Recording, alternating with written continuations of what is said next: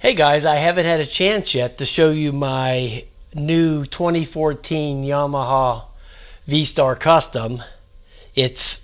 Man, I'll tell you what, this thing is about as close to new as a 2014 model of anything could get, okay? This thing is absolutely cherry. It's got 1,500 miles on it, and it's pretty much just now getting broke in, okay? So anyway, what we're sporting on this thing, it's a beautiful bike, okay? It's got a beautiful, if you're into the cruiser style, which I am not, but I just couldn't pass up buying this bike. This bike's for you if you're digging the cruiser style, which I'll get to love it because it's a beautiful bike, so I'm digging it already. Anyway, you got a V-twin here, 649 cc's, pumping out 40 horsepower. You know, it's not the greatest amount of horsepower, but it'll get the job done. You got shaft drive, which I love, okay? Now, a lot of people like chain drives because chain drive, you have a lot more flexibility with a chain. You can change your ratios and all that stuff, give you more top end, more bottom end, but you know, I'm way past all of that crap, right? I'm 67 years old, so I really don't care about that stuff. I just want to go out and have fun. Just ride and have fun. There's no storage on this bike. You see this? I put these saddlebags on here from a e-bike.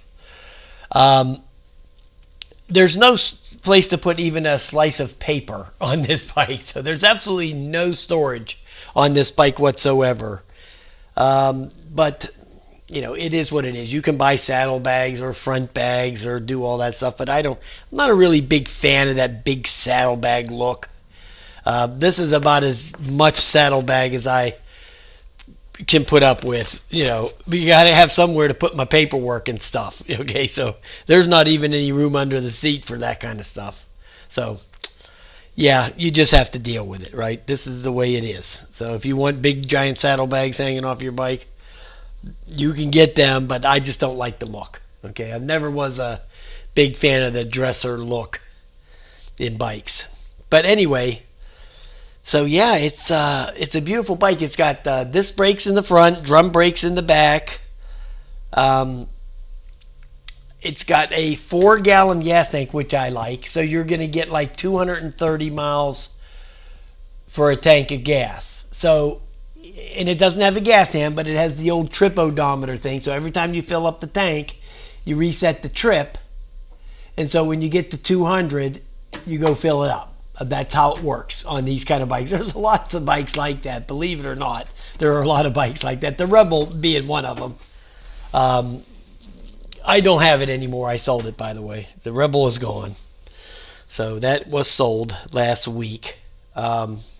I sold it for exactly what I paid for it. So what I lost was the title transfer thing. So I lost a couple $100 or whatever on that. I liked the Rebel, but it was you just had to shift it too much. I didn't like that constant shifting, because it's a low CC engine, so you have to shift. So big pain to do that. This one you could actually wind up to 25 miles an hour in first gear if you want. You can just hit first gear and go out there. You were 25 before you have to shift to second gear, where the Rebel, you're already in fourth gear by the time you hit 25 miles an hour. So if you shift properly, if you go from stoplight to stoplight, you're shifting 4 times every stoplight. So that got to be a pain. Even the little bit of time I rode it, I'd forgotten that I had one of them in 1985. I had a Rebel. I had forgotten how much you had to shift that bike. Okay, I had completely forgotten that in 30 years, right? Or 40 years, whatever it was. I'd forgotten how many times you have to shift that. And then back then, in 1985, when I bought the Rebel, it was a 4-speed then. The one I just sold was a 5-speed.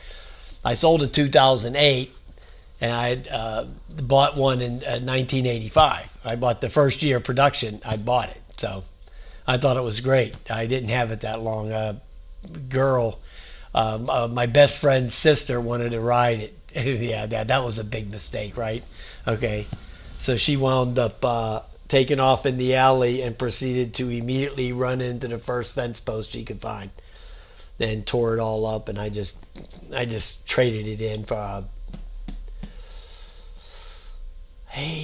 what was that? A Nighthawk, a 700 Nighthawk. I got a little bit of money on a trade, so I got rid of it and got a Nighthawk. So Nighthawk was a great bike.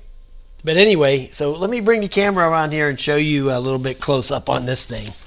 Yeah, super nice, super nice.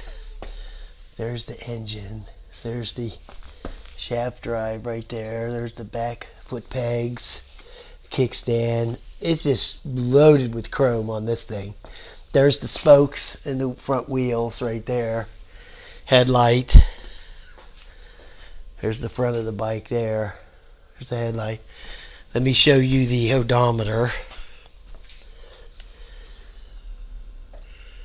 There it is, 1,500 miles. That's 14 miles is what I had to drive back from the dealer, because I reset that at the dealer when I was leaving. But it's not that far to the dealer, but the GPS sent me on a wild goose chase. You know, Google Maps is really good 99% of the time, but every once in a while it gets stupid, like it's hung over or something.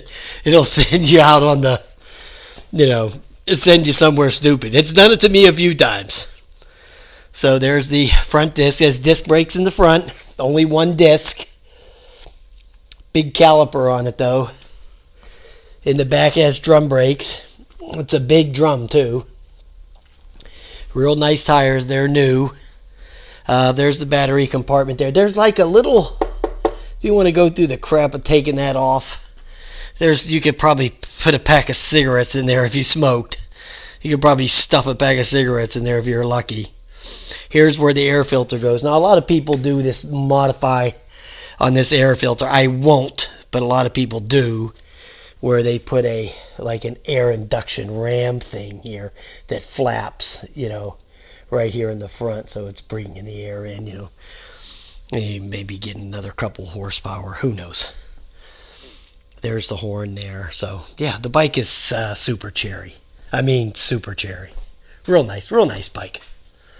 This is going to be my turnpike rider. I use my